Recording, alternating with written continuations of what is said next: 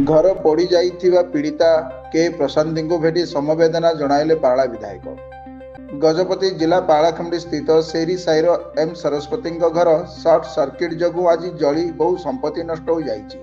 एही खबर सुनिबा परे पाला विधायक रूपेश पाणिग्राही पीड़िता के प्रशांति को भेटी समवेदना जणाइबा सह सहयोग पई प्रतिश्रुति देइछन्ति। एही अवसर में से किछि अधिकारी को फोन करी यथाशीघ्र पीड़िता को सरकारी योजनार अंतर्भुक्त करी सहयोग करिबा पई कहिथिले। एही अवसर में किछि बीजेडी नेता एवं सहयोगी मान उपस्थित थिले।